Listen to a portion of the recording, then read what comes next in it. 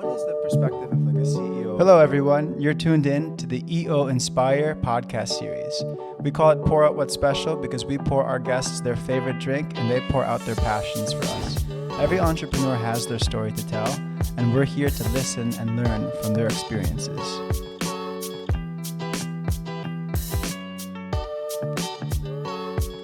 Okay, so Ven, we've talked a lot about wine already, but we kind of got ahead of ourselves because I think I need to introduce you a bit first. So again, I talked about how long I've known you, but more so on your business side. So you are the CEO and president of SCPA, most known for Sanicare, I think is probably your most popular brand, but you have other consumer brands. Sure.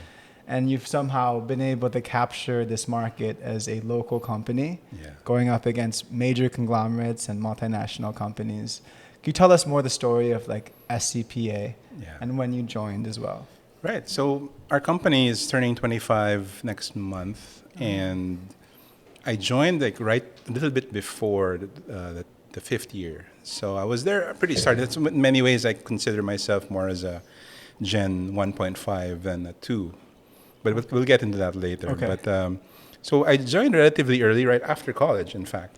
And my dad started this, and he's a paper guy. He did his career in Mindanao, in the biggest paper mill, and he in Asia at one point, and eventually went to Bataan for time in other categories. But he basically saw an opportunity here in the Philippines, and also it was partly caused by my mom because she was being affected by the hygiene quality of the tissue paper here in the Philippines. So my dad started one. You know, he started with 11 people, didn't expect it to grow. He didn't expect to go national. So even when I joined the company, it wasn't national yet at all. I was the guy who like, okay, let's do this. But he really created like a very high quality standard. It wasn't present at all in the Philippines. Of course, when you go to the supermarkets now, our brands, Sanicare, Tissue, Cheers, all that, they represent a quality level that's already being emulated by our competitors. So it doesn't seem like our edge now is obvious. But if you go back 25 years, like the quality was just different. And when he came out, he underpriced it by like 40% versus Kimberly-Clark. Yeah. And another company, the huge company, SCA, both international. SCA is still alive in the world, but it's actually not in the Philippines anymore. We kicked them out. But so we basically fought them here in other regions, and we went into institutions, which are like hotels. So we captured both retail and institutions. So fortunately, we've been number one in our category for the past few years, probably, And we're now getting into other categories like wet wipes, trash bags, cottons, into even chemicals. So we're really looking for the next S curve, you know, the next jump. Yeah, and when did you join? Because you started in NCR first, because I thought that when you first came on board, you just developed all the business in the South, right? You were stationed in Davao, was it? Just to build the business there. Yeah. Was that the first step of making like the brand national, I guess? It wasn't like a master plan, but at that time that I joined, literally we just had one plant, which is here in Taguig. It's still there, but we had a few distributors in the north, Luzon, and a few from South Luzon. But we didn't have any Visayas, Mindanao presence at all. We had, some minor distributor. In fact, that's the reason why we opened the office in Davao, because one of our customers is asking for help. He's saying, produce the items here. Don't ship it, and he's right, because the cost to ship a full container from Manila to Davao costs the same as Manila to Los Angeles, LA. It's absolutely nuts. It's crazy. So he was completely spot on. But we started with an office. So I went there like 2 months into joining the company. That opportunity came, and I took it like immediately because, of course, I wanted to prove myself as well. It's kind of like, second gen mindset, right? Yep. Like you don't want to be handed the reins. You want to be able to like earn it. it. Yeah. So So Davao was like the first thing. That's literally 20 years ago. How many years is this into the business? Because you're 25 This is all turning years into the old. fifth. Yeah. So I went to Davao October as well. Next month is October. So it's like aligning with the 5th and the 20th and 25th years. So Next month. So yeah, so I've been working for 20 years now, basically. So 20 years and 2 months. So next month I'll be in Davao already. Yeah. Yeah. So I think I might be going there anyway for our 20th. So I still have staff who have been with me since the start. Yeah. So it's good to see them. So we did the vow, and I was 21, and it was probably one of the most fun things I've done in my life. That's what you always say. Yeah, it was crazy because that was like bombings happening in Davao, crazy stuff. My dad getting flack from his friends, like, why did you send your only son to Davao? You're trying to get him killed. But people don't know. People don't know. My dad had the exact same story. He was never allowed to graduate. This was during the martial law years. He wasn't allowed to graduate because he was such a rebel. He had to flee to Mindanao to get a job. No way. In the exact same age, 21. As you. He went to, not in Davao, but it's close enough, in Surigao. Yeah. And eventually that's where he met my mom. But he had the same story. And he understood completely what I was trying to do. Though in his case, I guess he was kind of trying to build a career away from all that political things. Yeah. So it was amazing symmetry. And he was saying that, I went to Davao. I went to Surigao exact same month as you. So literally, it was like 30-year difference. Yeah, I don't think that's coincidence, man. Yeah. I really don't. So it was amazing. That was the time that I think that I really came into my own. It took a while, made a lot of mistakes. But we did Davao, we did Cagayan de Oro. So we got whole Mindanao. Then I went to Iloilo, Bacolod, and then lastly we did Cebu was last. So Cebu was last. Wow. Because everybody was saying, it's such a tough nut to crack, but it's like the culture is different. But it wasn't true. I had the most fun, and I guess the most misery in Cebu, but it was like the whole Vismin was my baby, and I still feel very close to them right now. So Yeah. that was my story. But also in some ways, it kind of mirrors the SCPA story because we never thought we would do anything outside of even Manila. Which is an insane thought now because I get to travel to visit all of my regional distributors. You take over your own distribution, Yeah. right? So you don't Yeah. really have distributors anymore. But I can see your products everywhere. I don't know how you guys do it. Like the most random small Yeah. restaurant in the middle of nowhere. Somehow I'm gonna see like either your napkin dispenser. Yeah. Or like I'm getting soap and there it is, SCPA. Yeah. I mean, like, all of that was the backbone of you setting it up first in Visayas, Mindanao. I'm not just talking Metro Manila. I'm talking everywhere in the country. Yeah.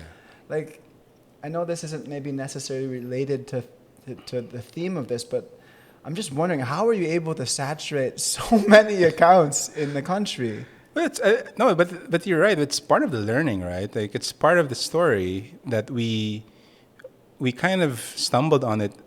We got it right the first time. It's one of those things we got right the first time is that we went local. Mm-hmm. So when I went to Davao, I didn't want to come there in fact, in many ways, it's a homecoming for me. I'm from Mindanao. Mm-hmm. My mom's from Mindanao, and I understand the dialect.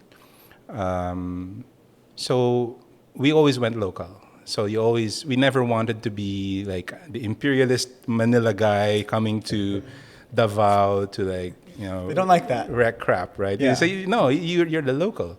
So we came local. We hired local. We literally don't. See, that's the thing with the mindset of having a distributor, right? You're not really from here. You're hiring a local to do it for you, but for us, we wanted to be there. So in Davao, we got it right. We hired locals in CDO. When we had our first plant, our own factory. So, and they know where it's at. They know where the people vacation. They know where the sari-sari stores, which stores pay well, which ones don't. And you don't have to do trial and error. And so, and it's a tremendous honor for them to be hired by a national company. That's the thing. Like if you're direct. So most people, the common thing is that you're an employee of a distributor that distributes a national brand, But very few people could say that you are directly an employee of a national company. And I think that's what we were offering to them, because we were not using any of these middlemen. Yeah, so you localized, Yeah. but then how do you find, how did you still have to set up an infrastructure to hire those particular people in each of the areas. So you just rolled up your sleeves, went to all those areas, and then found those people? We did all the hiring. Before the pandemic, my parents were like in the branches every 2 weeks. They still traveled a lot. And so this is hard for them in a way that, the excitement that they would have in meeting the people that you hired. And so that's one thing we're missing a lot right now, obviously. But I mean, the hands-on experience of like being there and hiring and firing people. Yeah. And I was there. I lived there. I was literally a local. I believe I came back to Manila sometime in 2009, full time. Mm-hmm. Meaning that I gave up after. So I gave my territory up after like 7-8 years. I was there. So. And I was doing all the stuff. I was doing the delivery. I was doing the sales calls, doing collections. So I was there. And it was fun. It was like so much fun. And it's something I'm afraid that I'll never capture again in terms of like sheer fun. But it's not really true. It's just that the fun changes, right? It does. But it was a very, very happy time. And I think you were asking me before, like, in all this time, why didn't you take an MBA? It's like, Ben, because you got into Wharton and you could have gotten your MBA there, and you elected not to. At that point, were you in Davao, or at that point you? It was around the time that I was thinking of coming back to Manila, so it was like perfect time, right? Okay, I'm gonna come in, but so I did my GMAT, the test, and I did very well. Horrible time, but I sent it to a couple of universities. I actually didn't get into the ones that were kind of considered less than. But you got into Wharton, which is considered the best, if not one of the best, right? If not, But then I took a look at what was really needed of me, and I talked to a few people who went to Wharton, and I have a funny story about that. But that was around the time, 2009, 2010. I was thinking of taking a 2-year break in studying. And then one of my friends saying, "Study what? You've been doing it for 8 years." I mean, you'll be doing case studies. You probably have the best possible case study with the growing business that you manage, right? Yeah, but he was like saying, he actually was pushing me to do a different program. So I mean, you're not gonna do much with an MBA, because you do an MBA because of your network, right? The network you're gonna meet in an MBA is completely different from this other program he's recommending, which is, I think, the Harvard OPM. Where my brother is now. Yeah, it's amazing, and I'm very excited for him. I hope to join him next year for that. So it took 10 years, but I mean, life happens. But there's always that thing in my mind, like, is there any regret that you didn't pursue that? Like, do you ever think about what would have happened? You go there, you get the MBA, you come back to the business. Do you think that the business still would have flourished? Was it at a point where it was ready for someone like you to step out for 2 years? It's one of those questions you don't want to think too much on, because I wanted to. I wanted the experience, but really 2 years? And then looking back, you probably can't regret what direction the business has taken now. And where it is now, and I wonder wonder jeopardize that. Exactly. So normally my answer to that is like, I'm happy where I am. I'm glad that I am at this exact same situation, but there's still, I mean, I'm only 41, so I mean, I could obviously do it if I wanted to. And I think that's the amazing thing, right? Learning never stops. Like, it's not contained to a specific age. I think that's a major misconception, especially among business people, like at that age where you can get an MBA. And if like you were very thirsty for knowledge, you would think that's the path to success. But it's really not, right? Like, thirst for knowledge, I met you. How much did you learn about wine in such a small amount of time? How much can you learn about so many other things in the world without having to like get that badge to say like I got an MBA at Wharton, right? But that's the thing, right? Of course, you want that badge, that competitive spirit, right? Badge is nice. It's nice. You can flex it. You can be like, I got. And then you're calling all these people who are eventually also, rich business people, successful. Yeah. So having that network is also great. I think that's probably the one thing I probably regret the most, if there's anything. But thank God EO's here. Yeah. EO's like that network for me now, Agreed. and it's like my own MBA, and I really loved.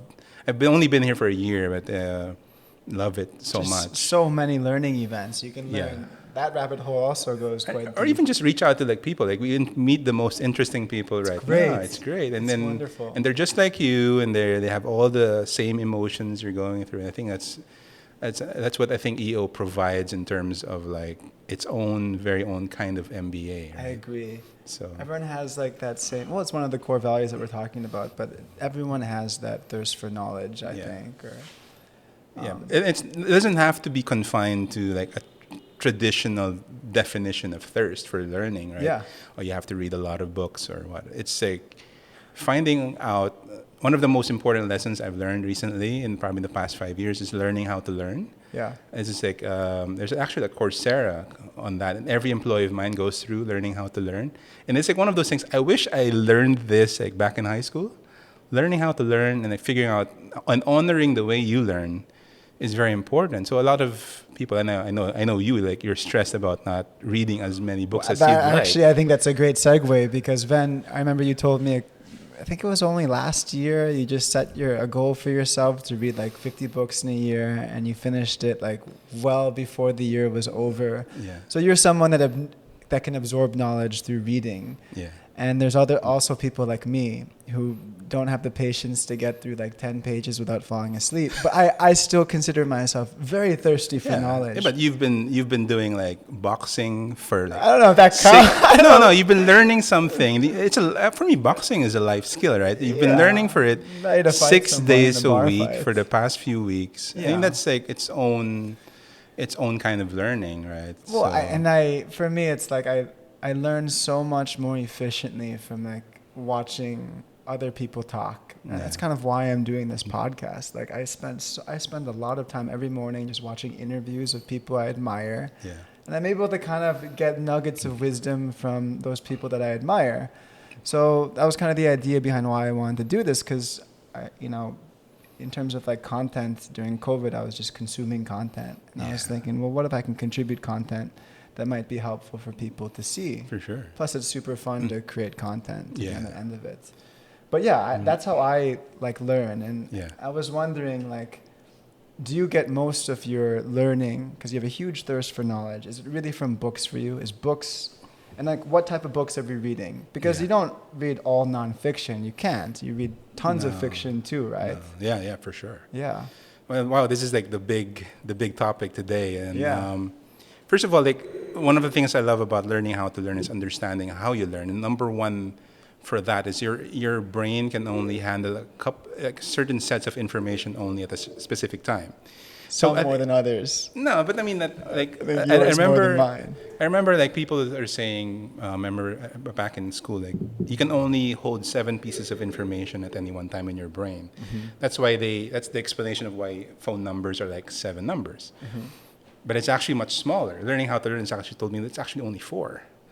So it's really like the amount of focus you have, the amount of curiosity you have about something. And it's not always, books are not always the only thing that you can use for learning. So before I get into the books, it's like I want to honor that first of all, there's different kinds of intelligence, right? I could never say a guy like Manny Pacquiao is dumb. He's nice. On a Sweet physical science. level, Brilliant. he's a freaking genius. In boxing. Yeah, Definitely. Physical intelligence. There's emotional intelligence, right? There are people who are just so aware of themselves and others. Yeah. Just pick it up quickly, and so I think there's different kinds of intelligence, and you feed them Agreed. differently. So some people are more in tune about being connected to other people or the world or spirituality and it's amazing how the talents are being the way that we define talents are like so much broader than we. Oh, it's just you're smart. Like It's such a broad word. yeah. And then you get a lot of entrepreneurs who are like by definition are literally flunked out. Like they're dropouts. Yeah, most CEOs are C students, right? Yeah. Most of the founders, at least, Founders, I think, like the Steve Jobs and the Wozniaks and by that definition, they're like dumb. but it's not. I mean, they have a certain edge, creativity. Even like they're saying, like resilience is its own kind of intelligence. Like the amount of persistence, even in spite of like utter failure. So I think that just we have to first of all define it. It's much more broadly, especially when they got into EO and the current kind of life experiences we've met from people we've met. They're like people who will say, I don't like math, I don't like reading, I don't like. But if you examine their life, there's just so much curiosity, and people like you sell yourself short a little bit on that, but.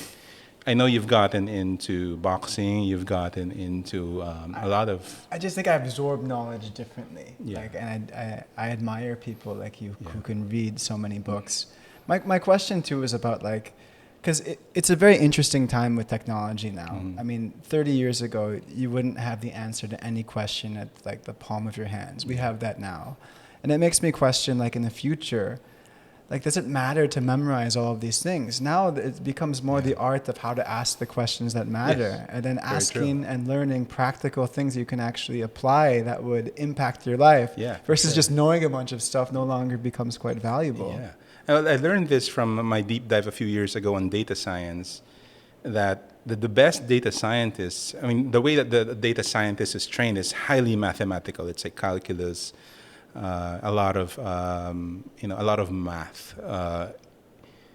But the funny thing happened is that when they got to like programming the algorithm to ask a specific to be able to answer a specific questions, the data scientists could not figure out the right questions to ask. And you're right. You're right there, right?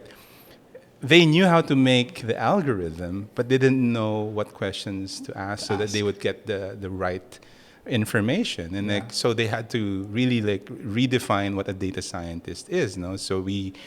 So they created, that's where you get things like liberal arts has its place in more relevant than ever now. Independent thinking, critical thinking, and reading. Unfortunately, is like that one skill that's I don't think will be replaced unless we figure out a way to do it like matrix style. You just to like absorb the information more efficiently, right?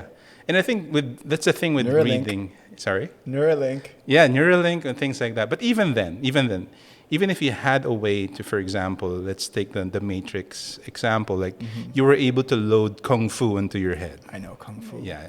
But Morpheus still needed to talk to Neo in that dojo and check him out. Yeah. See that weakness is not your technique, right? They had to figure it out. Yeah. Meaning, that's the thing with reading is that you take that one extra step. You're not just a passive learner. Like you're watching a YouTube video, like you're learning.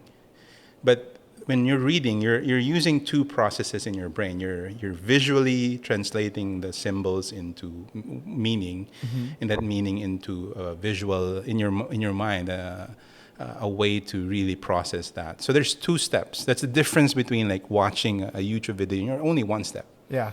You don't need to translate it further. No, you're just sitting there and you're just trying to absorb what you can. So, but in reading, you have to do at least a minimum of two things. And I think that's why it's an important skill. Yeah, I agree. And reading, I think also for people that don't have like the focus which is required to read, I think people can read an entire page. I know I'm not the only one. They didn't have no comprehension from it because their mind was somewhere else. Yes. So it requires that discipline of actually, or curiosity, whatever it is, focus, to actually comprehend what it is that you're visualizing. Yeah. So like when my wife and I were doing a deep dive on homeschooling our child, and the book, it's a fantastic book. It's Classically Training Your Child. She's saying that the age of 6 to 10 is the age that you have to starve them of every digital content. 6 to 10, you only teach them one thing. You teach them how to read. Really? Yeah. Otherwise, they'll never get the skill. Yeah. It's like so pivotal in that development stage that they get to read 6 to 10, whatever it is, Hardy Boys, Nancy Drew, whatever they're reading nowadays for young kids, Percy Jackson, because it's a skill. It's like boxing. I can't just go to the gym right now and spar with somebody and not make a complete fool of myself. Yeah. Yeah, dude, that's a really interesting thought. I never even knew that. Who found that out? The 6 through 10. That's the way that they train the homeschooling people. Gosh, that makes so much sense. Otherwise, what's going to happen? It's going to be like it's going to be a skill you never pick up, right? Yes. So you're going to be... You don't need to. You can pick it up later, but it's going to be harder. Because your brain at that time is also growing at a phenomenal rate. Yeah. So the size and share. So you want to bring that skill in. And actually, when I look back in my life, that's true, because that was the time I picked up reading. And the books that I was talking about, like Hardy Boys, Nancy Drew, I don't think those books are... Did you love reading right away as soon as you learned how to do it? But it was like, first of all, my house was filled with books. My parents loved to read. So, and it wasn't like we had like only encyclopedias and all that. But my dad had... pretty boring. Yeah, but my dad had an encyclopedia. And at that time, it's like, he was middle class. I wasn't born into the silver spoon. So for him, buying an encyclopedia at that time is a really huge investment. Wow. He had that, and I was filled with with books. So I was at that age. I think I got my own interest in reading. So I think I consider myself blessed that I was able to get that. Definitely, dude. Yeah. Definitely.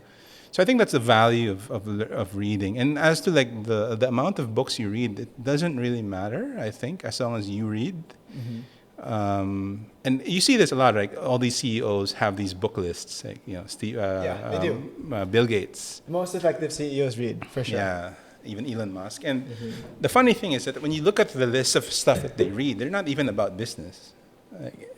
They're very few. I mean, maybe they have one or two, but it's mostly about the things they're interested in, the things that they notice is like different and changing in the world, and that's same as me. I've read. Don't get me wrong. I've read my fair share of business books, and but once you've read enough, after a while, you're kind of.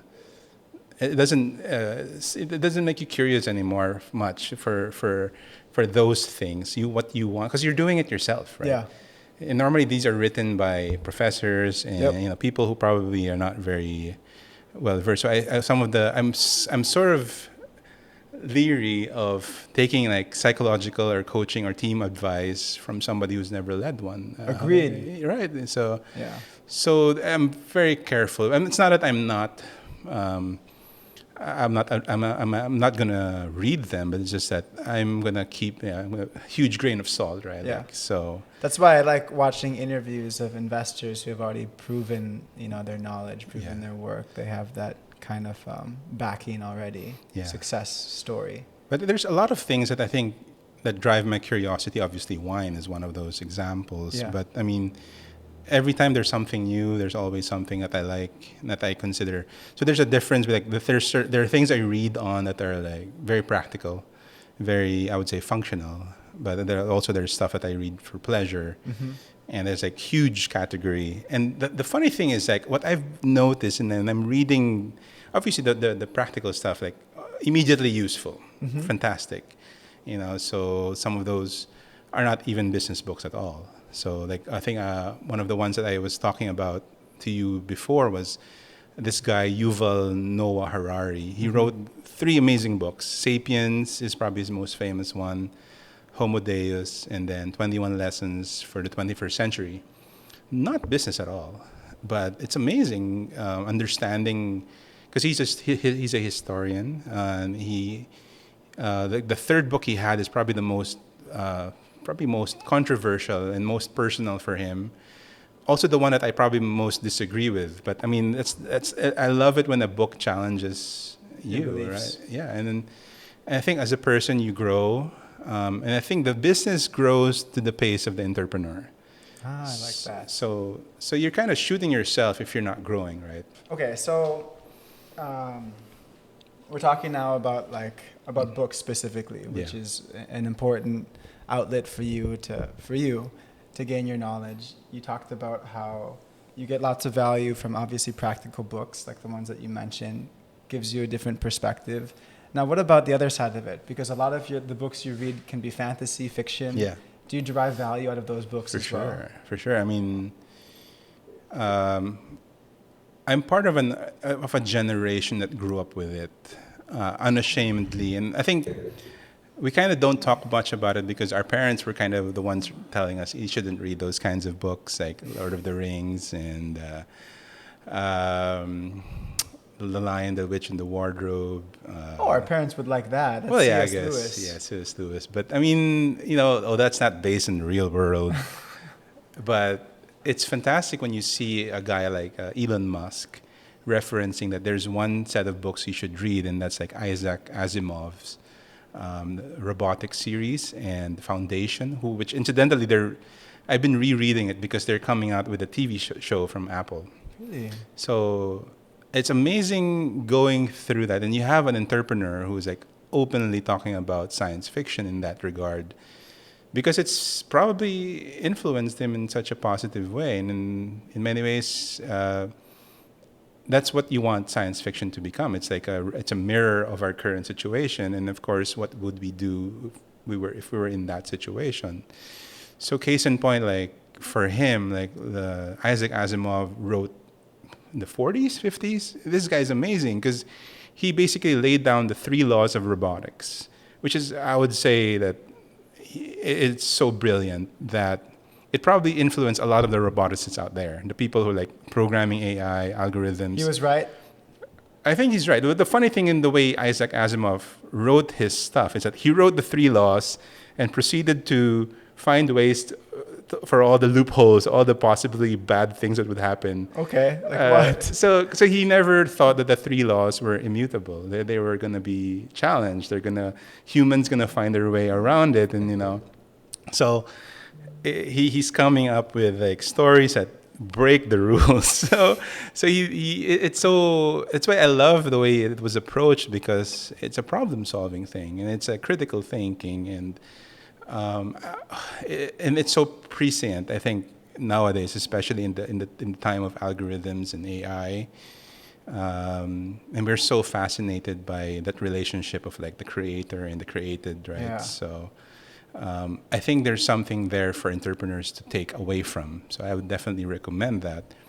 And I remember also another set of books, also legendary, and I think you recently read that. Which one? Dune. Yeah, making a movie now. Yeah, same thing. I'm also rereading it for the same reason. Like, Dune is amazing. First of all, these are like intergenerational. Yeah, this is a long time training ago, your right? children, like, and finding your purpose, finding your talents. I mean, these are all things that entrepreneurs will resonate with, and it's in a package in a form that's so brilliant and world building wise. Like, I don't see why it wouldn't be recommended as a business book. Like certainly training your child. Wow, so you go that far, that a science fiction book, you can learn something from the story that you can apply For to sure. your life. Oh yeah, one of my favorite series, I told you about that, is Wheel of Time. Also, they're making a series of You that. told me that that's like an epic It's a series. 14 How many book, pages? 14. Total? Yeah, I didn't understand how long it was until you saw the audiobook hour count. What And is in it? each book is something like 100 hours long. 100+ hours. So you're talking about the 14,000 hour audiobook series. And you read it more than once, right? Yes. Oh my gosh. But that was an example of. I certainly learned a lot. I wasn't an entrepreneur when I read it. I was a kid. I was a college student. But in terms of problem solving, court politics, they have this thing in that series called the game of houses. It's like these houses are competing for prestige, and the way that they would relate to each other is like informed by one gesture, by one word. Is like you're delivering an insult or a compliment or a slight. Like, Yeah. and nobody who's watching it would understand it unless you knew how to play the game, and you would understand that this guy just delivered me the worst insult possible. Mm-hmm. I love that there's just so many subtleties about the human nature and how we interact, how power is structured. And this is an interesting world. Wheel of Time is like perfect for this time because Wheel of Time is set in a world where the women are ruling. So basically all the male sorcerers went nuts. So the female sorcerers had to take them down. And it's like a world that's matriarchal. And it's interesting because how it's going to come out. I don't know how they would present it in the new series, but that was amazing because normally you would read series that are very patriarchal, right? It's like ahead of its time. And in many ways, Dune, Foundation, Asimov, all these guys were like ahead of their time. Dune was talking about environmentalism in the 60s. Yeah, that's right. It's amazing. So you can't say that there's no value here. I mean, there's immense value, and obviously there's a lot of crap out there. But I mean, that's why you ask around. Like I don't really like try to find out on my own just like the books that I should read. I ask people around. I love the EO Book Club. Shout out to Jay. To Jay, my forum, and Barry. So I mean, I love asking them like, what should I read? And then okay, these are the business books. So what's the fun stuff you have? Like, what's their fun list? Like, Traction by Gino Wickman for EOS. Shout out. So I think that's the fun part. I don't necessarily. I make sure like I really vet what I read first of all, like because I know I don't have enough time. I mean, like you can't read everything that you want. Yeah. But, you had to really choose. So. By the way, speaking of that, when you read the book, do you always read it, or are audiobook? Are you able to absorb just as much from audiobooks? For example, you're in traffic, you put. Perfect. Yeah, for sure. I mean, that's what I miss during this time because I'm not traveling. I'm not stuck in traffic as much. Yeah. So obviously I've been reading it more like directly, and I've honestly transitioned away from physical books more into digital. So really? More, very Kindle. Audiobooks. Yeah. So you can absorb just as much from audiobook if you're paying attention. Yeah, audiobooks and also Kindle. Ah, yeah. I have a Kindle. It's amazing. Yeah, fantastic. You have to get the one that doesn't hurt your eyes. Yeah. Forgot the name, Paperwhite. How about like Goodreads? Do you use that to get recommendations? Yeah, that's where I track my books, but. So that's like the Vivino of books, basically. Much better than Vivino. Vivino is. You don't believe in Vivino? So for those who don't know, Vivino is like this wine review. Yeah, you take a picture of a bottle of wine and then it tells you what other people have rated it, and you get a Vivino score. I had my friends all give Vivino 5 stars, by the way. That's why their rating's very high. Yeah. So I mean, no, but Goodreads is a great place. It's a community. I figure out a lot of stuff I want to read from that. And actually, the list that I have right now for like the fun, but hopefully educational books have been quite interesting. So obviously, we've talked about the classics, and there's a huge list of that. But recently, the ones that I've really interested is actually the ones that I would consider to be like very cross cultural. I read a book recently called. Oh my God, I just forgot it. But anyway, fiction, nonfiction. It's fiction. Okay. So, but a number of books are like Poppy War, Rage of Dragons. So Poppy War is interesting because it's imagined like the Chinese and Japanese war with magic. So that sounds interesting. Yeah. That's something I would read. Yeah, and then, or a movie I would watch. Yeah, Rage of Dragons is Africa with dragons. So, so they came up with this like cross-cultural City of Brass, Mexican Gothic. Like they're creating more stories outside of the traditional, more like Middle East, medieval European setting, like the Lord of the Rings type of fantasy. Yeah. So I think it's great that there's more stories and more lessons. It's like traveling at the same time as figuring out new cultures. And many of these books, like they came up with their own language. So many books have done that. Many great sci-fi has done that, right?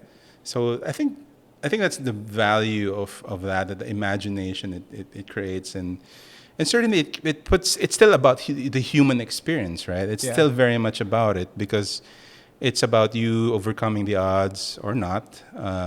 So there's some, I think there's good value for the ones that are well written. So for sure, and that's actually the bulk of my readings is mostly on that. But I still have that functional, more practical, more things that I'm curious about that are more related to probably self-development. And okay, all that. So to get an idea of how much, you had a goal of 50 books. You exceeded that by how many? You read 60 books. Let's just say 60 books in a year. How many of those books would you say were nonfiction? How many were fiction? Probably 40%. 40% skewing which way? Nonfiction. Yeah. Ah, okay. So it's still healthy. It's a healthy mix, I think. Depends on the year. Sometimes I read, probably the average is about 50 to 60 every year. This year I actually placed the target lower. Why because is Well, I had to because I ended up rereading a lot of the stuff I've read before, so it's not going to count, right? So, but yeah, so, but it's always about what's functional for me. For that list, it's more functional. I typically look at more historical or more futuristic, right? Like Peter Diamandis. We love Peter Diamandis. Abundance. Bold, futurist, faster than you think. Amazing books. Condenses everything that I think is coming down the pipeline. I actually like to read the yearly summaries of Harvard Business Review 2020, 2021. So so it's like a good collection of what they think are going to be important ideas. So those are like my situationers, like what's going to happen, and a few books like from great thinkers. I read the Gladwell, Harari. I also like some more psychological recently, like Jordan Peterson. Love him. I think those are interesting perspectives on like ourselves. Like it's not much on business necessarily. Yeah. So doesn't even have to be political, because I know how people love to politicize Jordan Peterson, but it's great information. Well, he's a kick-ass psych professor. Yeah, right? He's incredible. A practitioner. And he's a scientist. That's the thing, right? I think he's quite reasonable. Yeah. It's just that he's basing it off things that are from psychology. I mean, he's not like saying, "Oh, this is what I think." No, not at all. He's normally citing somebody. Research or published studies. So, I think it's a very useful take. At the very least, it's another thing that's bothering me about learning, right? More and more, we're being programmed to like only entertain specific political ideas, or But I think the idea for learning is that your ability to hold onto that idea, examine it, and make a decision. Like in the same way that you're taking a look at this wine. Like, one time you say, "Oh, this is too acidic," or I don't like the secondary flavors. It's too much green leaves. Mm-hmm. That's okay, because now that you at least tasted it, you figured out you didn't like it, and you know why. You didn't just say, "No, I don't like that. That's not expensive enough for me." That's a good analogy. That's not expensive enough. That's not expensive enough for me. Which I think a lot of people say, by the way, in the wine industry. It's a very pretentious industry. Yeah. So or I don't drink New World. I only drink Old World. Like, okay, you're missing a lot. Yeah, definitely missing. And the same thing with like entertaining even controversial ideas. So there's a number of books I've read that I totally don't agree with. Oh, so you go that far? Yeah. And I think it's good to have different ideas percolating in your head. And that's the thing I like about science fiction and fantasies. Normally, there's one guy. He's the bad guy. Like, then the best books are like the people who will make you agree with him, like sympathize him, right? So, or understand that life isn't black or white. It's gray, and sometimes bad people do good things. Sometimes good people do bad things, and it's just life. So I think Game of Thrones was the first major series to really turn that whole protagonist-antagonist thing upside down, where you just. That's probably the most popular one. Most popular one, mainstream. Yeah, most mainstream. They were able to make that idea mainstream. Yeah. That idea of tragedy, I think, was missing from pop culture. But yeah, I mean, for the tragic hero, you got Shakespeare there, man. I mean, of course. So many already. He's got locked down. Like, I mean, he just wrote his books like 500 years too early, I think. I mean, he would be big nowadays. Oh, he would be the biggest. In fairness, he's still big. He's still the biggest, I think, of all time. Maybe. But I mean, in terms of like sympathetic villains and anti-heroes, I think he's got a lot of that down. And even that, I get to that point, I even read some of these more obscure stuff. Like last year, I read a little bit of Seneca, which is from the Roman times, so a little bit on Stoicism. So I think EO recently had an event with Ryan Holiday. He talked about the obstacle is the way. So a very Stoic inspired material.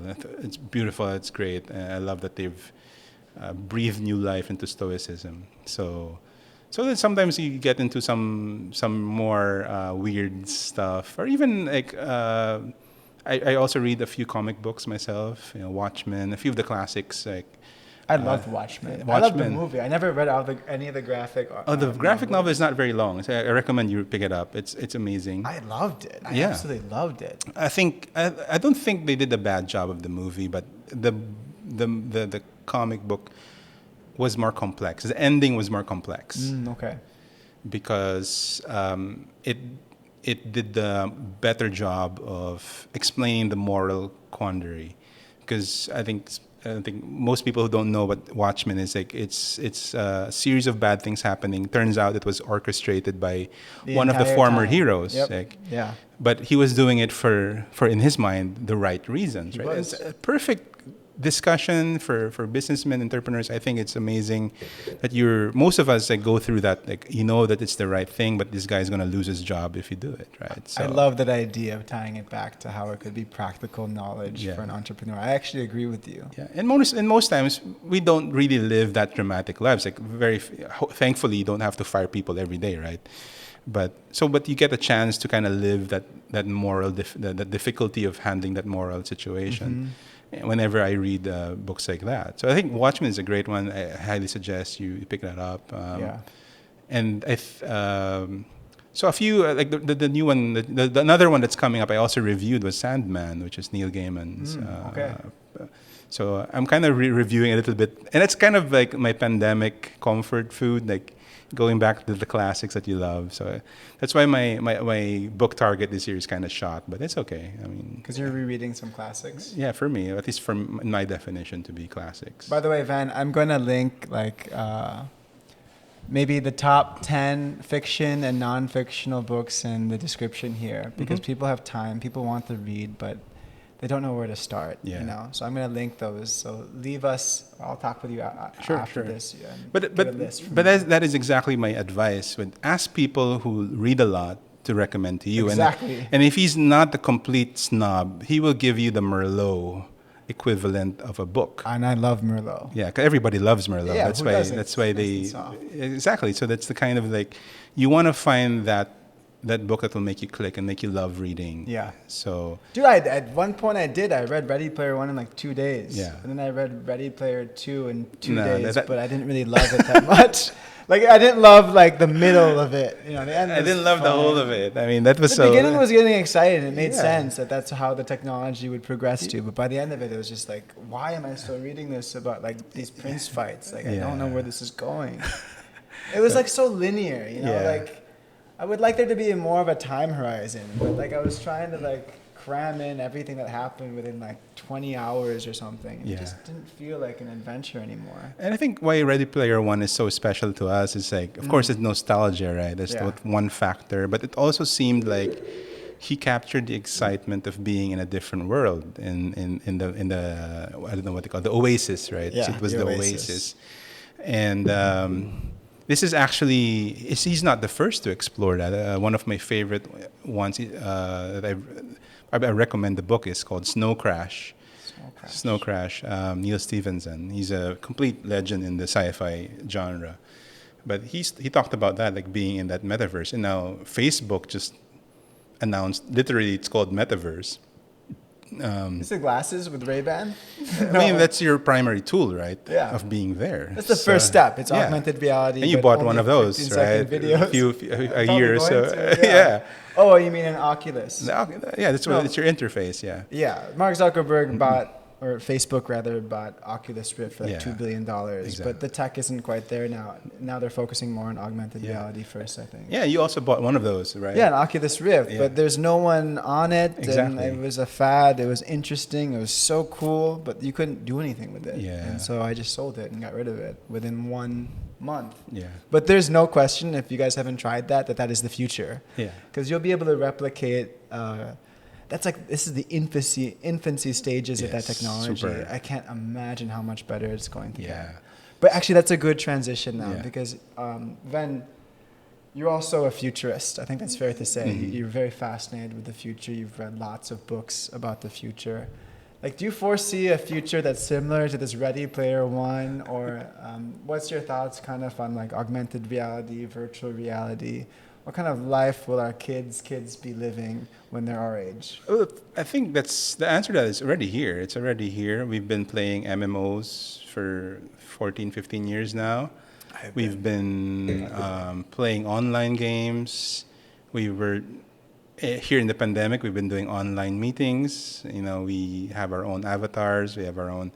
It's just we're just a few steps away. It's more like people just need a bit more incentive into using that platform. So like I haven't really gotten into like traveling virtually. I haven't gotten the feel of it. I tried doing a few of those like virtual walks, which was fun. But I mean, I'm sure it would be much cooler if I was wearing an Oculus headset, and obviously if the tour guide was also using one. So we're not yet in terms of immersion, but first of all, I want to say I'm not really a futurist, but I love thinking about it. Yes, I love it. Me too. And, I love pondering on it. Yeah, and certainly if there's a lot. This is like the cross section of my love for science fiction and practical business, right? So you're trying to see a lot of these ideas that are going to come out and figure out how that's going to affect your business. And for me, like where we're headed. Probably, I think they're saying it's like the great migrations of I think the Amandis talked about that. The virtual migration one is something people don't talk about. People always think, we're going to go to Mars. Yeah.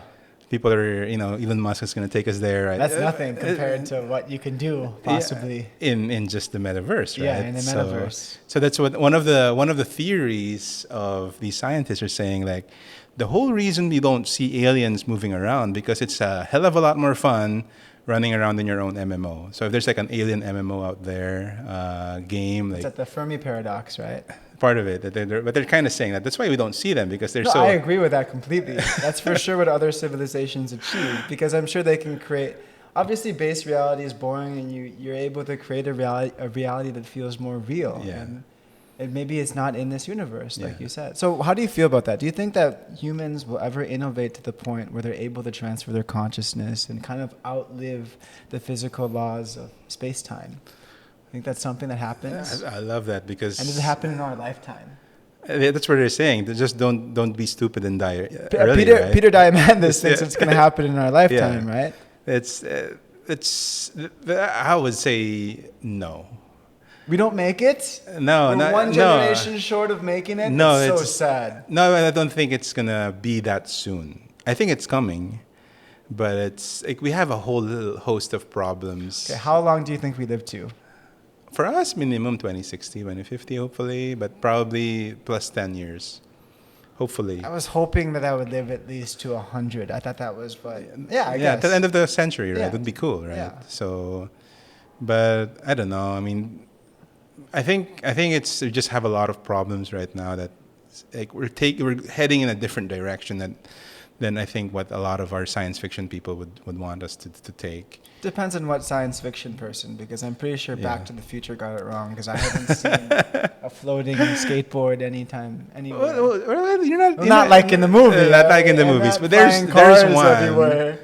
But what did they get right? I think they were pretty far off, unfortunately. Yeah, we're both like more advanced in ways, but we're also behind in ways in terms of we're talking about the science fiction timeline. Mm-hmm.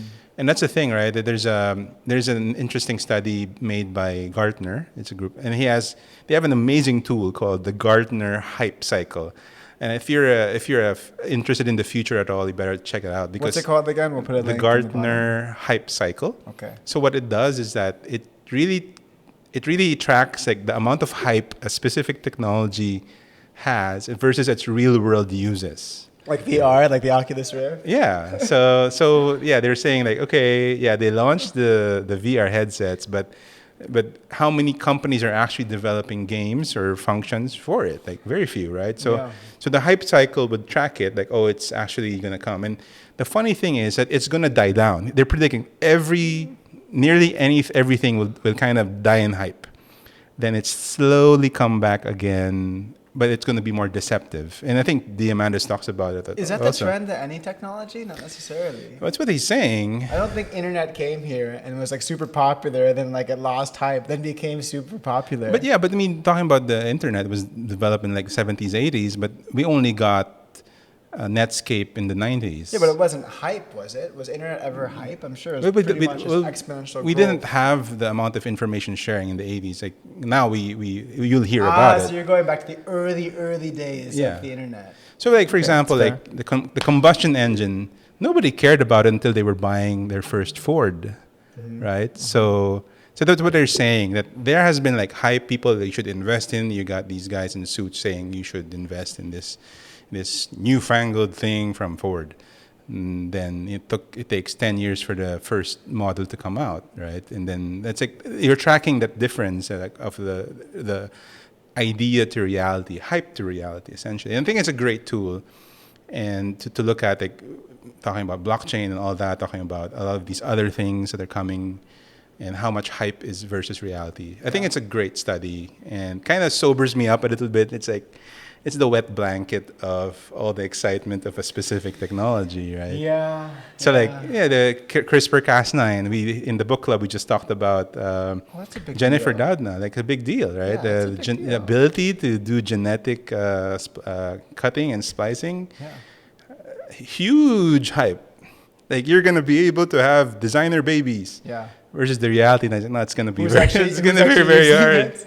You're not gonna be able to like design it. You're gonna have like a few things you can cut out, but like the Chinese scientists who like took away something about to prevent the kid from ever contracting AIDS. Yeah. So, but I mean, like huge gap in the hype. So I think all of these technologies are. I take a more realistic view of like is it gonna come or not. So in our company, we actually take time to really think through a specific topic, and really figure out a way to deep dive on it, because I guess your company is like following the mindset of the entrepreneur, and my mind is like on this like. The future. 3 years ago, like we did data science, so that's algorithms, AI, etc. So we did a deep dive on that. I actually created a whole data team around that, creating our own metrics, scorecards, and then automated. So fast forward 2 years, we actually launched a program that would automatically forecast our sales and project it to the end of the year. Using artificial intelligence? It's a fancy way. The more accurate term would be like algorithms. Like it's the Using algorithms. non-romantic way of talking about it. Just as romantic to me. Just equally complex. Yeah, so now you have an algorithm that's tracking your profitability until the next year based on the numbers you have. So obviously the more information you have on that, like a data set, that you would be able to have more accurate shot. Reminds me of like Minority Report, Yeah. I mean, even if we go back to Asimov, the whole foundation story, I don't know if you haven't read it yet, but is it the idea that everything is predictable with information? Yeah, so he invented this thing called psychohistory, okay, where he looked at the data of the Galactic Empire at that time, the Galactic Empire, and created, and he foresaw the fall of the empire. So he created a foundation that would be able to like save humanity and be able to preserve it. So that's what the foundation is all about. He was basically able to create an algorithm to predict what's going to happen. And in the following books after the first one, he's actually encountering the problems that he predicted. But same as he was talking about 3 laws of robotics, he then spends the rest of his time of the books like figuring out how wrong his main character was, which is funny. He was just like, no, he actually got this wrong. But I mean, it's funny but it's all like data science. It's all algorithms. I know that. I just don't like the idea of thinking that like with enough information, everything is predictable, But that's the thing. The book actually talks about the foundation. Spoiler, he's wrong. He was wrong in the end. He was wrong because we're humans. We're like, there's I always think an that element. there's some kind of free will aspect. Yeah, so that's why. But he was reasonably accurate, right? He's more than enough. He's a better Nostradamus. Okay, so we're gonna go down the rabbit hole a little bit. Okay. The two major forms of physics is really classical physics and the quantum realm, the really small things versus the really big things. And in a lot of ways, the really big things are quite predictable, like relativity. And in the really small things, they don't seem to follow the same laws that you would expect matter to abide by Right. those laws. And Yeah. you know that the really big things are made up of the really small things. Yes. So in the really, really small things, I'm talking quantum physics now, Yeah. it's like every single thing that's possible can happen until it's observed, right? Like Schrodinger's cat is neither alive nor dead. Yes. So that begs me to ask the question of like, it makes me ponder our own existence. You know, like who's observing us, and are there an infinite different versions of myself? Is everything possible that happens? I'm just following one particular path. What do you think about that? About the nature of your existence? I think the ability of humans to ponder on several levels, at least just even one level, right? Like the fact that we can recall, or the fact that we can predict the future on some level, like maybe, okay, this is what I'm going to do tomorrow. I think just is what makes us special, and that's why I'm honestly quite pessimistic in the possibility of having other alien life similar to us. There can be like alien life, but they're not like us in the sense that we process information like this. Like you can imagine you're a different Chris right now. The one on the beach, one that's married, one that's one that put this here, and the one that chose not to. Yes. So the infinite possibilities. But in the end, for me, I'm like there's this dreamer part of me, but there's also that like practical part of me. Like it's all now. In fact, there's some people who are saying like the past never happened. It's just now, and now is all that matters. Like it's kind of sad, but you know, I don't know if I believe that. What do you mean the past didn't happen? The past did happen. Yeah, but I know it's like we're moving, and you can't go back. Literally, I don't know if you can go back, but so I'm very much a guy who's in the now, even though I'm very fascinated by the future, and I think a lot about the past too. But I think you can go back. I can. Well, that's a different conversation, right? But no, the law of physics states that you can go back if you can travel faster. But do we have enough energy to actually do it? I don't know. But well, I don't know if matter can go back, but for me, I'm comforted by the fact that like our experience of nowness. Specific quantum particles do that, like the muons, right? You see them. They're moving differently. Like they're moving. Well, quantum entanglement, right? Spooky action from a distance. Yeah. They're able to somehow communicate past the universe, but they could just be connected. But for me, like a part of the practical part of me is like, what does that have to do with me right now? I think it's more like the way you use it to think of the like. Do I always have to follow the path I'm on, right? Mm-hmm. So I think I'm more practical in that part. Even though it's really fun to explore that. Like in science fiction, you can do that. You can do a lot of multiverse crap. Like Marvel is moving into the multiverse. Spoiler for those who haven't watched.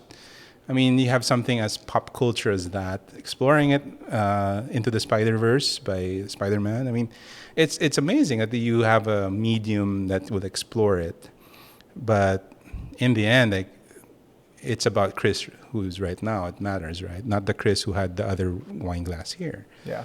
So I'm kind of practical in that regard. So I'm both a dreamer and a bit of a realist. I guess I'd see it differently. Like I'm a dreamer in the sense that I believe that it gets recorded. Everything that you do will get recorded. And this idea of me passing through time, or this conversation we're having now in terms of physics, is kind of like an illusion. Like it just depends on who's observing it. I happen to be observing it from this perspective. But me being born could still be happening now to someone else. Because we know that time can be shaped by speed, by density, by gravity. Yeah. So I don't know. I'm kind of like encouraged by that, but also kind of scared by it too. Yeah. It makes me wonder why. I think the major question is, why does time only move in one direction? Or at least it seems to. It seems to, yeah. They say entropy, right? But still, like, it's just really, really crazy. It makes me feel that like I want to make sure. It's like your life, your whole life is like you're carving out your existence in space-time. You're leaving this sculpture behind. Yeah. And it will outlive me after I die. Yeah. That's my incentive to make sure I try to do and live like a good life, because it will get left behind. That's true. I think that's the thing that that I like about when you say talk about thirst for learning and curiosity. It's like even things like this, which is there's no rules talking about what we're talking about right now. Not. But Schrodinger's cat's neither alive nor dead. Yeah, and one can say, okay, if you're being a wet blanket, like, oh, these are all theories. Yeah. So like the many worlds theory and all that, it's like it's just fun to be curious about it. Like, and I think we've spent a lot of time over wine talking about things like this. And I think it's its own kind of thirst for learning, right? And then, of course, you're also bringing it back to like the kind of life you want to live because of what you've been thinking about. Yeah. I think in that regard, I agree. But I mean, I think I'm very comfortable with saying I don't know if it's real. But it would be cool if it was, right? One of the things we recently talked about is that we don't even need to be interested in the multiverse yet, because the idea of living in this current timeline and the seeming infinity that we are being faced with is so interesting. And what does infinity mean? For me, like the practical meaning of infinity is that this same conversation is happening in the future, because if we have enough like infinite time, like this is going to happen again. It's bound to happen again, yeah. Exact same version of you. Maybe I'm sitting there and you're sitting here. And that happens. That's what infinity is. Like we have enough time for that to happen again. Like we can comprehend the infinity. Right. I mean, you don't even need to jump timelines like multiverse. You don't even need to just in this specific one. Imagine that you are married to Pia Wurtzbach in a different timeline. Maybe it's not too late, dude. But words of encouragement. So. There is that world out there. That's what infinity is, literally. And everything that's possible that could happen. We don't even need to move multiple worlds, like, right? I mean, that alone is just if infinity is real, right? So like we reach the heat death of the universe, and the new one starts, and then that specific universe is like one smallest permutation is that you are married to this person or whatever. Pia.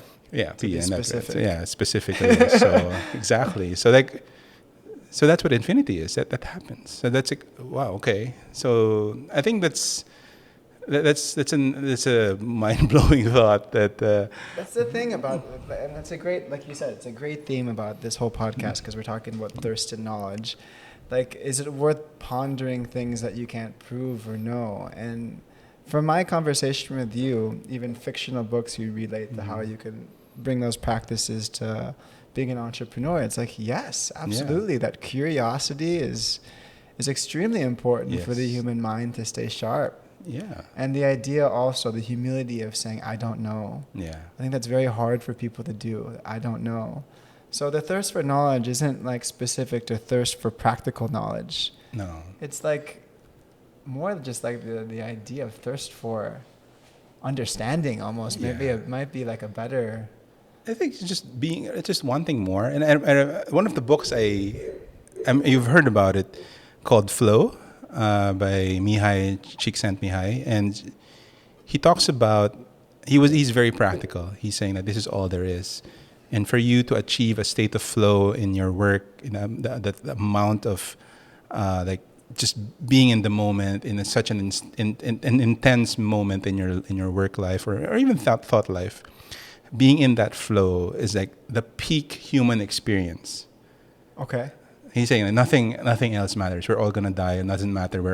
He's a very, his philosophy is like all that matters is right now. Yes. Like this moment that we're sharing right now. Yes. So that's why flow is so important, because it's the peak human experience. But the rest of his worldview, I mean, that's great, right? I love flow, like right? that.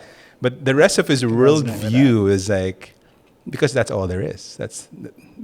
We only have work. We only have life. That's it. There's nothing else. Like, no, I don't agree. I mean, that's why we want to talk about infinity. We talk about different worlds, or the importance of living a moral life beyond just flow, right? Mm-hmm. So, I think there's a thirst for that. So it's one of those books that I don't agree with, but I love his book. I agree with that idea that you should. I believe that's true to an extent, right? The idea that now it's important. Is very, very important. And reaching that flow is very important. Why is it called flow? What do you mean reaching that flow? Because it's the state of the mindset, right? That wherein you are just hitting your stride, where to you, your effort of 1 + 1 is not 2. It's like 3 or 4, because you're just in this moment and you're living life at its most optimal. Like your brain, your mind, your heart, your focus is all on that one thing, and like you reach it, and it feels great. It feels great. It's like falling in love and that having that one person like feel the same way about you. That's like reaching that moment. Like it's like it's its own kind of emotional climax. It's like, but for him, like on a work level, you reach that on your own, like with yourself. So I think I like the way he talks about it, but I but he's saying that because that's the peak. Like, okay, anything below that is nothing. Like, okay. I still think there's like planning. I still believe in sacrifice and delayed gratification. Yeah, that's still important too. But for him, just I guess it's following a little bit of like the old Descartes. You know, I think therefore I am. But like anything outside of me may or may not be real. So the only thing I can prove is that I think. So therefore, I may be real now. But you may be you're just a construct of my imagination. I'm talking to. Maybe you are. Maybe. You're talking to an NPC. I think that we've gotten highly theoretical so far in our conversation, which is what I love doing. Yeah. And I think the major takeaway is that there is a huge value, I think, in pondering your existence. I think that people don't do it enough, and I think that we just spent a long time doing it. And it is worth discussing, even if you don't know the answer, right? Yeah, it's for still sure. worth doing. But we've kind of diverted kind of far away from maybe more practical knowledge, which is what might be more useful for people watching. Not that conversation wasn't. So I want to talk about SCPA a bit, bring it back to your company. And in particular, there was something that you did. You partnered with AIM. Yeah. And you granted these students basically was it a business plan competition? Yeah. No. It's actually these are actually real businesses already. Real businesses. Real businesses. These Yeah. fresh graduates. No, they're part of the incubator. Okay. And there's a Dado Banato incubator who partnered with AIM, and we were looking for something representative of our values and to do in the 25th anniversary, which is next month.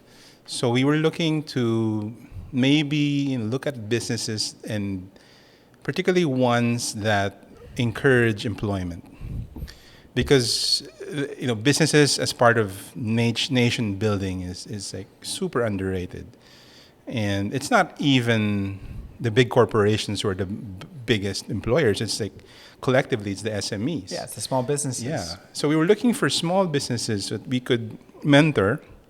So it's not just about giving the grant. So obviously, like everybody, no equity. This is just purely giving a grant. It's purely a grant, just no equity.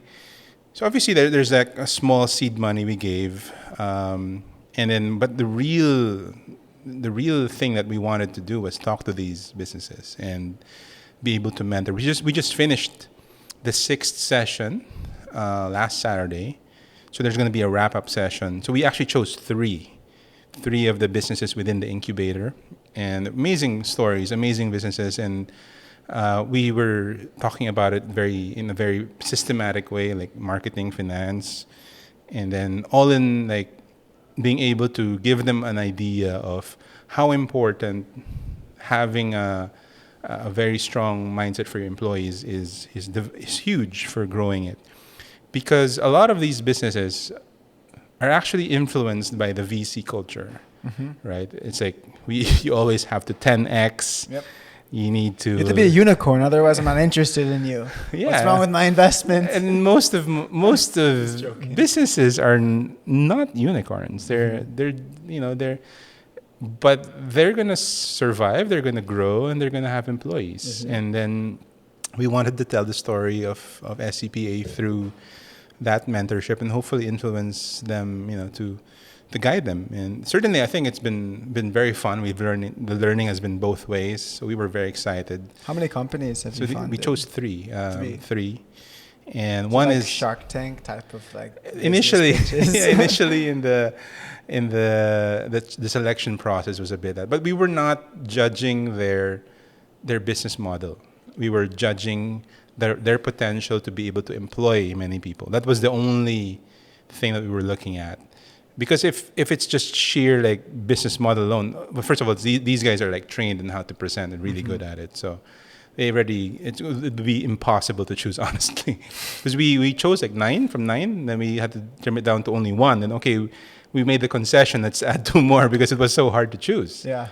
So we did that, and we did the mentorship. We just finished it, and we learned as much as I think, hopefully, as much as they have. We've been learning how they're doing things and the expectations, and even the new things that they're doing that we're not doing. So I think it's always great to compare. But the initial idea was actually from my sister, and when she was pitching it, because she had been going through my father's notes as part of the 25th anniversary preparation. Okay. And then, so she saw the mindset my dad had. And essentially, I think the core values of a business is really based on how the founder does in his personal life, at the same time, how he does his parenting. I think parenting is a huge Interesting. has a huge effect. So how we grew up is how my dad and my mom grew SCPA and how they approached giving responsibilities to employees, developing them, spending time with them. So like what he did for us, he was doing for the employees. So these were the things that were like, so this is a huge thing. If you're a founder, you have to be careful about your own values and really be aware in how you affect the business. So how you probably raise your kids is probably how you're raising your employees, right? So we told the founders of these companies, be aware about that, because if you're going to be like a very, just pure mind, no heart, it's going to show up in your business. So that's what we wanted. That was the message, and it was fun. It feels like another fire will start up in us. Like we want to have that same energy as they do, because it's just infectious, man. It's just infectious. That startup environment is completely contagious. It's amazing. It's amazing, and I think the startup scene in the Philippines is very young. They're saying that we're like 10 years behind Indonesia. Absolutely. Like really? I think you're yearning for that experience you had when you were like 21 in Davao, Exactly. starting up the business. Exactly. And now you're able to like see a sense of that with the businesses that you're funding now. And that's like part of that visual thing. My dad had this mentor, Mr. Ting, and he gave a talk in the 10th anniversary of SCPA, which will always be in my mind. Like, what did he say? And he was saying that companies don't really grow in like, there's like a growth spurt and then down. Yeah. It's that the only reason you go down is because you are not able to find your next S curve. Yeah. So like Apple, right? When Steve Jobs came back, he was like he launched the usual products that Apple had, and then he pushed through with iPhone. Then it went to a different atmosphere. Then the Apple Store, iPad, everything. So it was actually a series of S curves. You don't really see it. Like we only see it went up. Yeah. Right? But actually, it's a series of curves. Like we don't grow in straight lines. Yeah. So it was about finding your next S curve, and I think that really informed me. The way that Mr. Ting was talking about it is like, we each have to find our own S curve. So like after the fire that we had, so our factory burnt down in 2012, end of 2012. After that, it was like a new S curve for us. Yeah. It's like we got into cloud-based, because our servers burnt down. So I was like horrified. You were forced. So now I went as early as 2013. I was in the cloud, and then it's just funny. It's like some of these companies were just talking about the cloud last year. Like, okay, we were already ahead. So.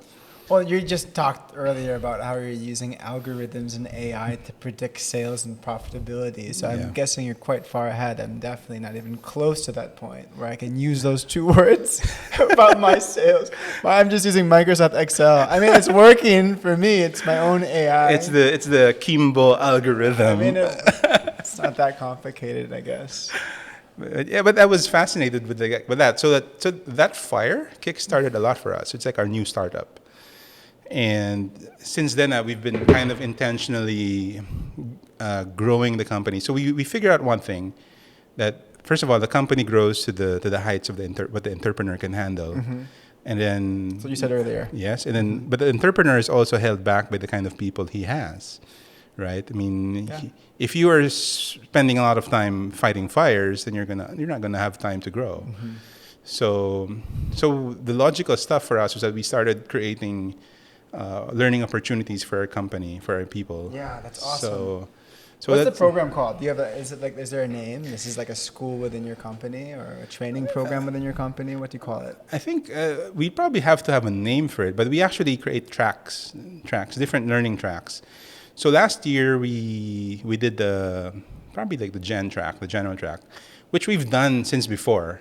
Ever since around 2015, every Monday afternoon, it became like a tradition that we are learning something new. So that's a whole 2-3 hours every Monday. That's every week. Mm-hmm. So the amount of man hours is like immense. But that wasn't very difficult for us to do because we actually did that even before with Bible studies. So we had these Bible studies, which is essentially like a learning and development thing every week as well, every Saturday. So we did a more like practical one every Monday. So it just came from there. So every afternoon, Monday, we would learn about something new.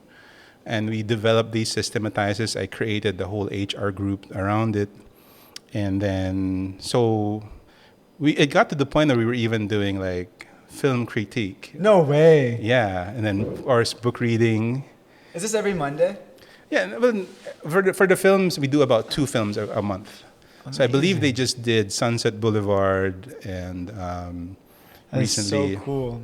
And like, what is why? Like, why does a company like yours do that? And how many? And you're talking thousands of employees, but like, why? What's the motivation behind having your employees learn about Sunset Boulevard? Because it's about critical thinking.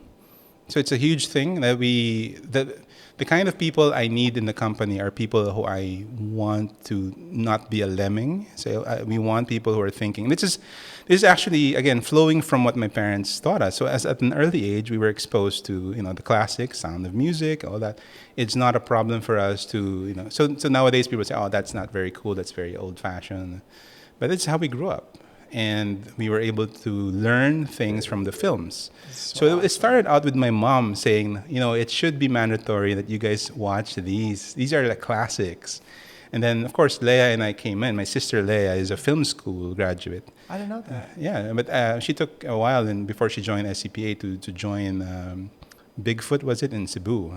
So she loved film, and I loved film more as an amateur, but I was approaching, film is like extension of science fiction, fantasy, and everything, and then so we do a few of those, and they I think did the breakdown for Sunset Boulevard and a few other movies. So we did that. We also have books, obviously, so not just business books. So I think Leia did a few books as well, very interesting. A Gentleman in Moscow, a very good book. She also did Flow. We did a few of these books, and so we do a lot of these things that are, I believe, improve critical thinking. For sure. So that's the general track. Everybody can participate in that, and I think the pandemic made it easy with Zoom and everything. It's so easy to implement. It's like you have your own learning. Literally, I have people who are the faculty, the principals of the track. Yeah. So a few months ago, I think the track that you're talking about is the L track, the leadership track. Uh-huh. So basically, it was a very selfish project for me because I was saying I want to surround myself with managers who kind of already know how I think. So it was. That's why you're teaching them wine. Some of them, yeah. Craft beer recently, craft gin. So all of these things I got, so zeroed in. But even wine tasting is a critical thinking exercise. But maybe we're kind of sidetracked. But critical thinking, the leadership track is very, very, I would say, selfish, to be honest, because I wanted to be with people who understood the mindset. So. And if you said that, if I tell you that this is your job, I wanted you to know exactly what it means. And I think this is a very important engagement metric for companies to figure out. Do your people actually know and understand what they are supposed to do? And this is EOS talks about this, right? GWC. Yep. They have to get it. And the accountability chart. Get it, want it, have capacity to do Exactly. And the get it part is what I consider my responsibility to them. I have to communicate in such a way that they get it. That they get it, okay? Yeah, so that's the L track. So it's a very self-serving in many ways because I want them to get it. Yeah, of course. Like, this is the way I want you to run things. But you can't make them want it. No, that's their part. And the capacity is kind of up to you. Yes. That's your job as manager. Exactly.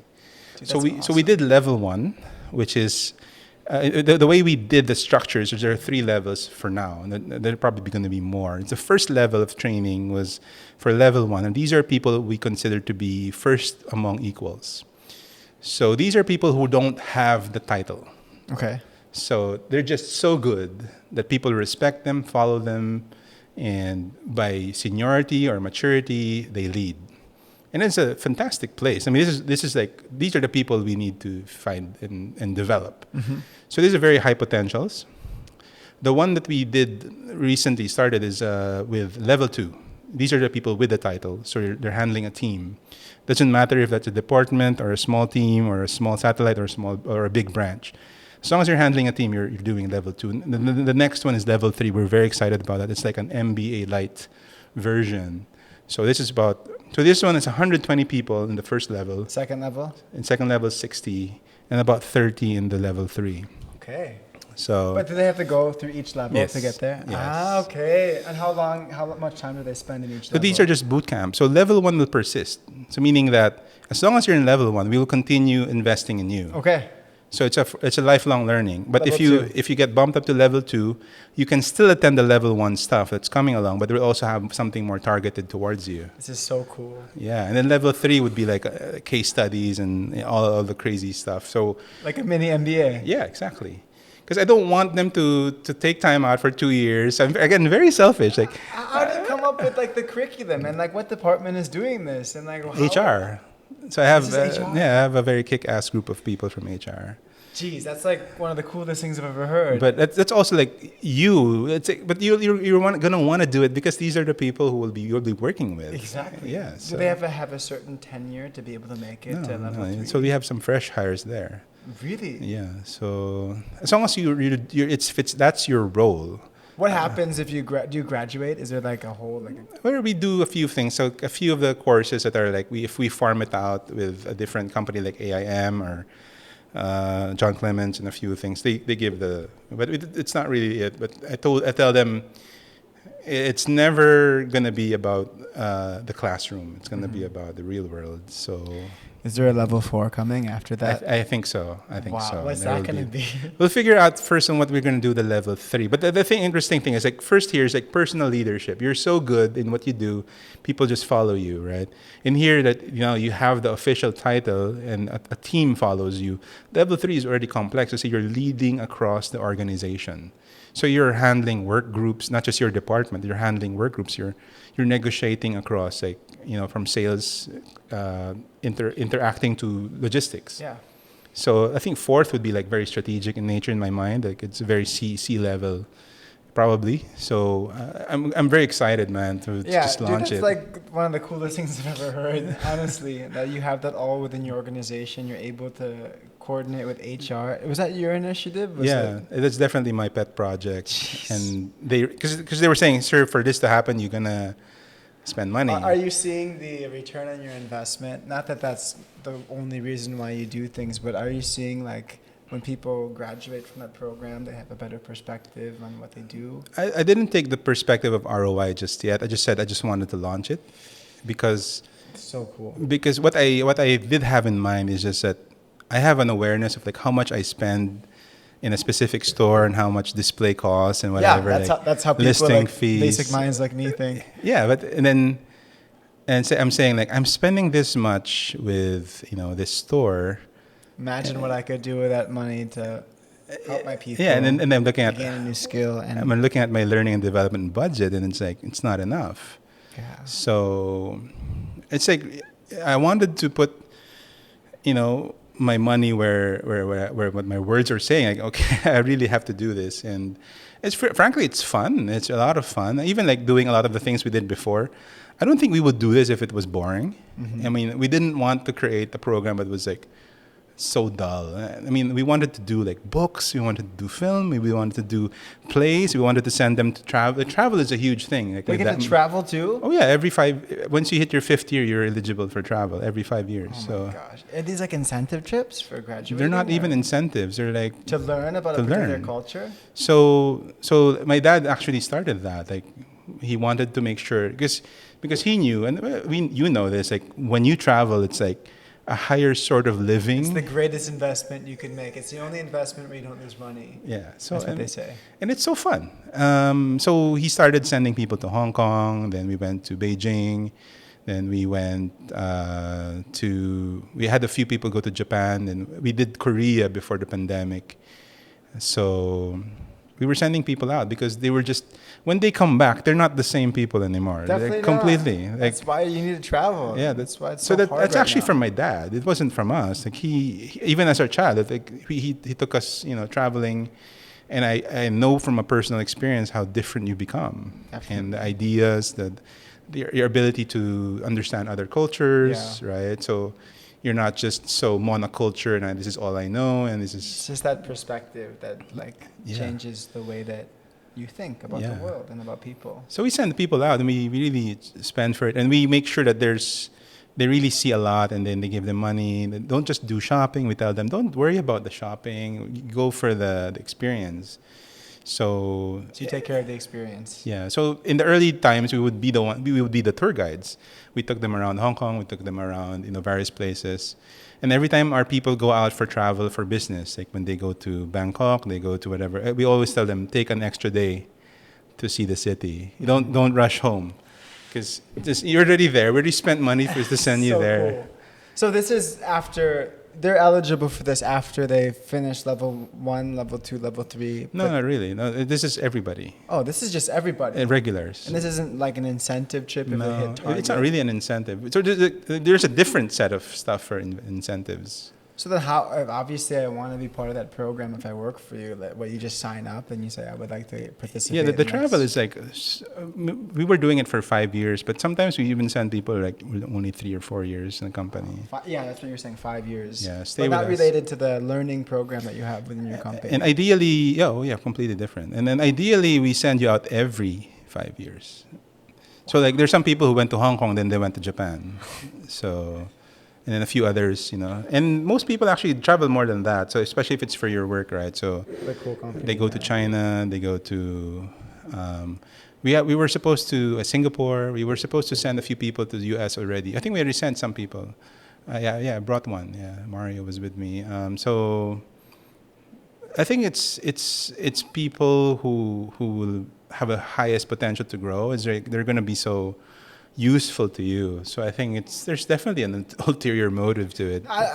There is, but like not really, dude. Like whether there's an ulterior motive or not, I think that the employee that gets to travel is very grateful for having an employer that can offer them that opportunity. Yeah. Because they'll get so much out of it. Yeah. For sure, like you said, and that's why you're willing to do it. Yeah. I think both people can win from that. True, and it's not that of a big of a stretch for us to spend on it. I mean, because before the pandemic, it was so cheap to travel. Now I don't know afterwards. It's crazy. Although I did get a promo fare to the U.S. Like but your promo fare is probably nothing compared to the price it was before the pandemic, right? Yeah, it's still kind of expensive. Because before you could go to the U.S. already for like $600 or something. No, not right now. No, the airlines are struggling. So I was talking to a few of these people who from my team that you should try. They're single young ladies, young men who was like, save up for Rome.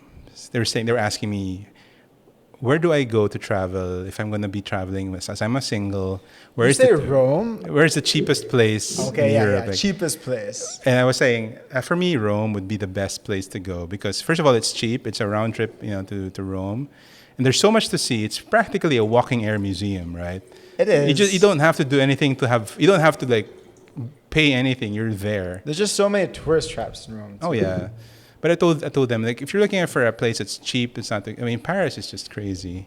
It's expensive and it's dirty. And Rome is, like, for me, the best And then there's so many cities nearby. Especially if you're a student of history. Yeah, I think for Rome's sure. very interesting. So we get into conversations like that, and then I was telling them, stop trying to go to Korea because you love K-drama. It's like, oh, that's for that same amount of money you can be in Rome. Come on. Yeah, I think that's the right advice. So, but of course, if that's where they want to go, I mean, it's great. But That's incredible, dude. Like that's a program that's not even related to your learning program, which is also incredible. But the fact that you're giving your employees a chance to gain that perspective on seeing the world kind of sucks right now because they can't really travel. Super. But like the fact that the owner of your company, such a big company, is doing that for your people, I'm not surprised why they love staying with you. But it's a good thing because, well, first of all, we're not alone, but I'm sure there are people doing those things. And I think it's just more people should be talking about it. I tried my best. I had my staff hit their incentive, and then one day before we were like expediting. We were in Spain. I had an Airbnb, and they weren't able to get their visa approved. Yeah, that's the hardest part, honestly. It's a full job getting them approved. But you probably have a very good HR. You're able to do that. We have a good broker, so we try to do it. But yeah, the process it happens early, I think, is what I learned. I started too late. So most of my employees, I tell them, try to get your own US visa ahead, if it's a US one. So I told them, if you have the visa, it's more likely I'll send you because I don't have to worry about, having you run through the hoops. I think Shenzhen is hard because of the more difficult. But who knows, dude? Now it's a completely different ball game. I don't even know when you'll be able to do that for your staff. I really want to do that for my staff, but I don't know when I'll be able to send them to get that experience. But I think even in the Philippines alone, like one of the things I've been geeking out on is Philippine culture, Philippine history, Philippine products like chocolates, gin, and all that. The Philippines has so much to offer travel-wise, culture-wise. I think it's just that normally when we go to vacation, like we only go to Boracay and we go to Palawan, like we don't go to the places that are actually cultural and historically significant. So, too bad. I mean, I still love those places that you listed. Not Boracay. Sorry. But it's a funny thing, right? There's supposed to be, like, my wife and I take two kinds of vacation. One is like footloose kind of one, like we travel, we explore. Yeah. And then there's like a travel that's like you completely disconnect and just recharge. So I think people need to do that, and they have to have their own disconnect kind of vacations. But there are also supposed to be vacations that challenge you. Mm-hmm. You go places, learn something new, learn a new skill, learn a new language. So agreed, dude. Okay, so we're running we're an hour and 45 minutes in, actually longer. We're like 2 hours in, and we've had a very good discussion. And I want to end with this last question. Okay, so the theme of this podcast is thirst for learning. And I think that we've talked a lot about learning, and we've talked a lot about knowledge and pondering. Mm-hmm. So I guess my question for you is, what is the difference to you between knowledge and wisdom? Which one is more valuable? I think knowledge is I would say wisdom is definitely very much. Well, first of all, I'm a Christian, so what wisdom means to me goes beyond like what I believe in its definition, right? So wisdom is, and I think the reason why wisdom trumps knowledge is that knowledge is, in many ways, it's inert, meaning it is what it is, right? It's the reality, and reality and truth has its own importance, but sometimes reality is not.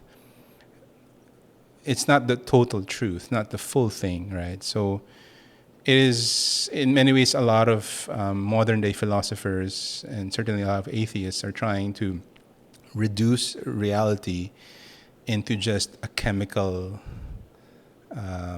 interaction. It's like we're just chemicals living through this, and consciousness is just that, and that's it. Very reductive point of view. I'm not saying all of them think this way. I'm just saying that generally there is to my opinion, a very bleak view of the world, because that's the truth.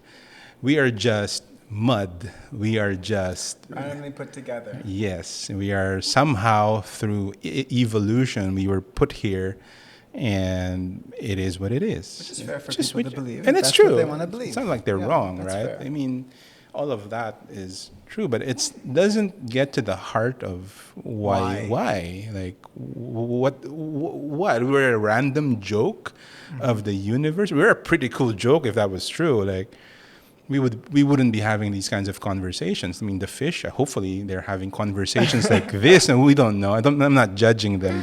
Maybe dolphins. Maybe dolphins and the squids, right? So, yeah, the squids. Maybe octopus too.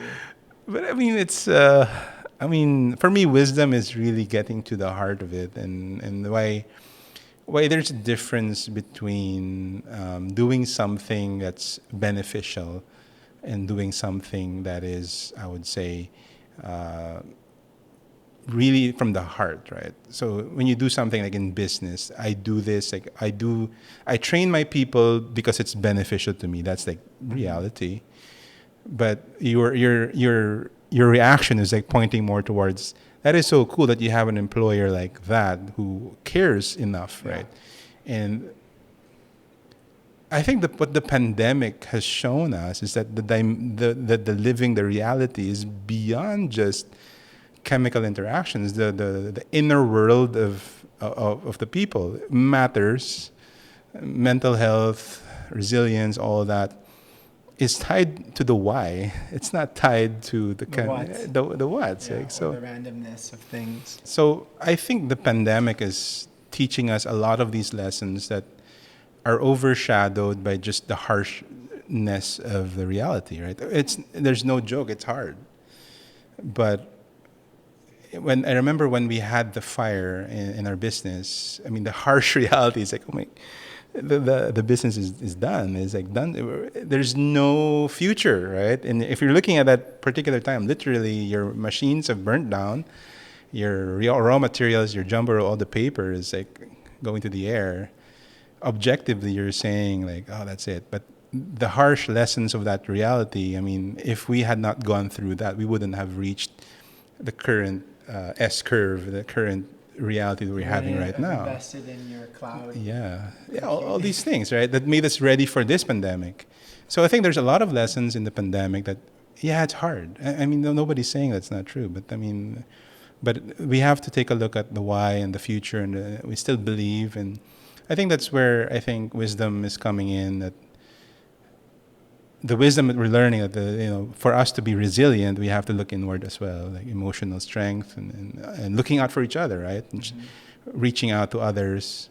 And I think don't let the bad situation ruin all the lessons that you could accumulate. So in many ways, like we learn best when we make mistakes, and I've made a lot of them. I don't think the fire is a mistake. I think that's just... bad things happen, right? Yeah, exactly. So, but I think if you're just looking at purely intelligence, some people would conclude that it's all hopeless, right? It's, but it's not. I mean, there's still a lot to live for. And in many ways, we have to rewire ourselves in like, is it really true that everything is as bad as we think it is? Of course, we've lost loved ones already. Each of us have personally lost loved ones, and I'm not saying I'm happy they're gone, but we have to take a look at more than that. And I think that's also a reason why I think in our company we spend time talking about spirituality, and in particular we are Christians. So I always say we're not a Christian business, but we are Christian owners. And we are definitely the most imperfect people you'll meet. So we always say that, because like, oh, this is a Christian business with Christian owners. Oh, they're gonna be perfect. I go, no. No. That's not how it works. No. But we always tell them, like, don't look at us. Look at God and the lessons you're learning. If you don't believe in Him, it's okay. Yeah. Look at the lesson. Like, so we always talk about that, and I think we'll always continue talking about that.